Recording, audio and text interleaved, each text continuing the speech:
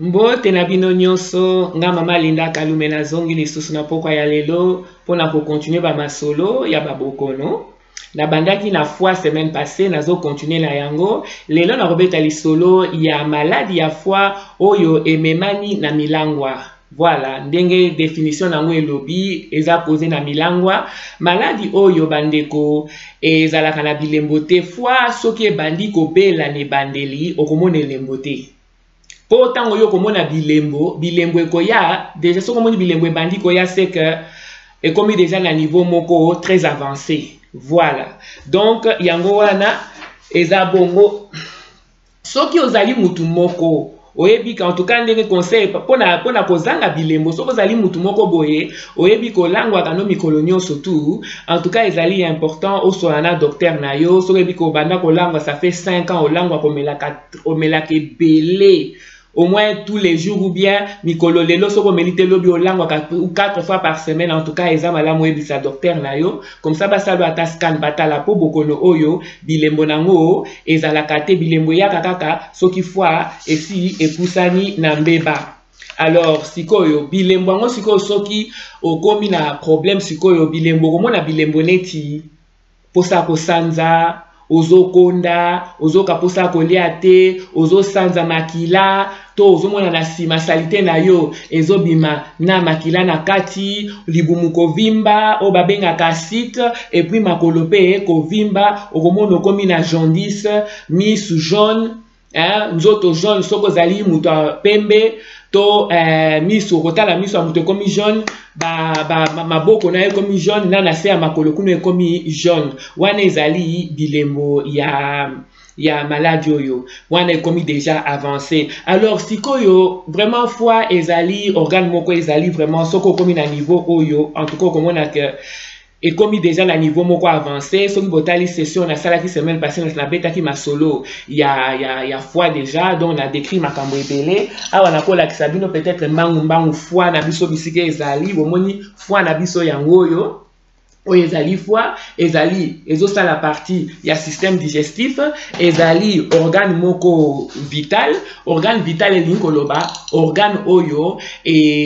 soki ozali nango na nzoto te okozala na bomoi te ba organe wana toza na cerveau toza na motema tozali na bapoumon tozali na barein tozali na foie tozali na pancréas ezali ba organe vitaux. Alors foi na biso eza la partie ya organe wana. En tout cas soki siko après bilembo oyo diagnostic ya bokono oyo esalamaka mingi comme bilembo emonanaka na ebandelite yaka komonanaka soki foi esi ebebi mingi bakoyeba bilembo oyo soko oke hôpital mpona eloko mosusu soko miyoki bien te okei nayebaka toujours bakoluka bazwa lone makila liboso soki bazwi makila na yo batalaka bamona fonction ya baorgane mosusu organe neti foie na barein na bamona soki ozali anémique ou pas wana test ya liboso basalaka soki bamoni déjà que makila elakisi que fonction ya foie na yo ezali malamu te bakokotinda okende kosala scan so mingi on découvre ça na likambo mosusu. Voilà sikoyo nabeta nanu lisolo na expliquer nanu importance ya foie na nzoto ya mutu. Alors na lié à mon alcool foi ezali organe moko eza na ba fonction moko ya motu ya makasi foi esungaka biso na digestion nanu kolia tango toliaka pona ko digérer foi yaka na o babengi bile wana ezaka liquide wana ezaka na kati ya vésicule biliaire yango mutu ebongisisaka métabolisme na digestion et tout wana ya yambo ya mibale foi jouaka rôle ya kosukola makila na biso basalite nyonso na kati ya makila ba poison nyonso ya mike po toyebi te combien de poison tomelaka mais ya yambo foi abundaka nanu foi mutu akolongola salite nyonso eza na kati ya makila na yo atiki makila na yo propre kaka foi wana lisusu mutu ajouaka rôle ya kopesa balance ya sukali na balance ya mafuta na kati ya nzoto na makila yango mutu oyo ezali ya mabe oza nango besoin te atiango pembeni foi lisusu mutu ajouaka rôle ya kobundela biso bitumba contre ba infection système immunitaire na biso evandi na foi ejouaka rôle wana en tout cas babengaka foi lokola post office ya nzoto na biso ozomona en tout cas foi ezali organe moko ya résistance makasi babengaka yango en anglais resilient donc eza na résistance eza makasi mpona foi akweya il faut penza ezalaka mbeba ekoti makasi et puis foi ezali organe moko ebotaka lisusu et se régénéraka donc okomona soki omeli siko masanga ebele olangwaka absorption tango foi eza ko absorber alcool eza ko absorber masanga wana eza ko boma basel mususu bitengi ya foi ezokufa ozomona donc oza kolongola capacité wana ya ke foi na yo ekoka kobotaka lisusu ezala makasi eza kozala détruit malembe voilà. Donc, yango wana. Siko na foi baso malade ya foi ememami na bilangwa eza kana ba étape misato. Étape ya liboso d'abord soko melaka mikolo nyonso surtout ekoyeba bilembo ekoya te. Étape ya liboso d'abord babengi yango ya mafuta. Omona po oza ko mela mingi alors foi ezo ko absorber alcool masanga alors sikoyo mafuta ezobota ebele ezobota tango bakomona na scanner bakoloba no tete foi na yo ekomi ko bebi so omelaka masanga omona docteur mso atuni omelaka masanga ote mais ya azomona eloko mosusu bakopesa katoli tikala komela tate pendant 1 mois okomona foi wana ekozonga mpona niveau oyo foi no ekokozonga normal. Deuxième ezali hépatite foi ekomi na niveau ya hépatite na hépatite ya infection B C T wana te ekomi penza hépatite ni koloba inflammé et vimbi na niveau na lisusu bakoyebiso tika komela na libela komela lisusu masanga te pona na moment wana foi na yo ekokozonga normal komela lisusu masanga te okoko récupérer foi na yo wana c'est bon. Niveau ya misato nde obisonyo sotolobaka tout le temps ezali cirrhose du foie.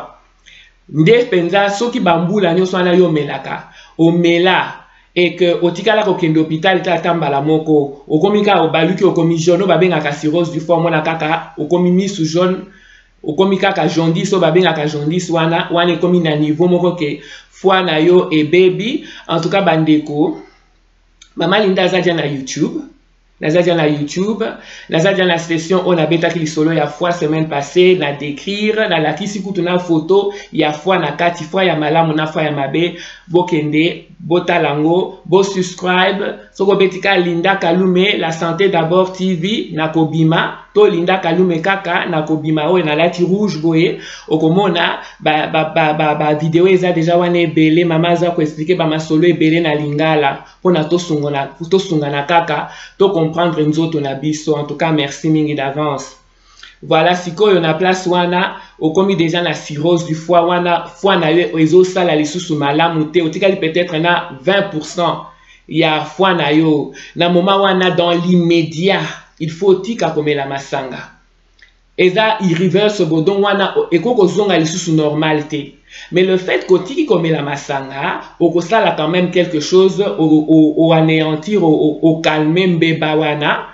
otiki foi et se reposer donc ozali mutumoko wana na losambo ozokende kaka mais vraiment yango wana nasi nalobi nyonso nasalaka mwa banote na ngai vraiment soki otiki komela masanga soko bayebisi yo déjà kozala na cirrhose du foie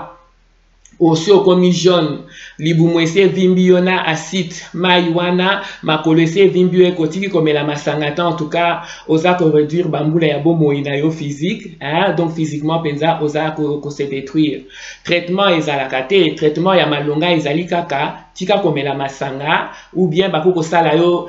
transplant ba remplacer foi mosusu même pona yango il faut la discipliner nanu na komela masanga te ozomona et puis okomona ba complication ekoko ya soki okomi na niveau wana ba complication omona okoko zala na hémorragie interne makila ezobimona kati ya nzoto ozoyeba te bisika ezowuta okomona ba toxine ba poison nyonso tu wana oyo etikali na kati ya makila na yo ezokende nulle part ekoko ya na mutu ekomi ko créer ba problème na niveau ya cerveau okomona oko se retrouver na cancer ya foie ou développer cancer ya foie okomona ozali susu na makasi ya kobunda contre ba infection pote yango mutu ezali kobundela yo okomona vraiment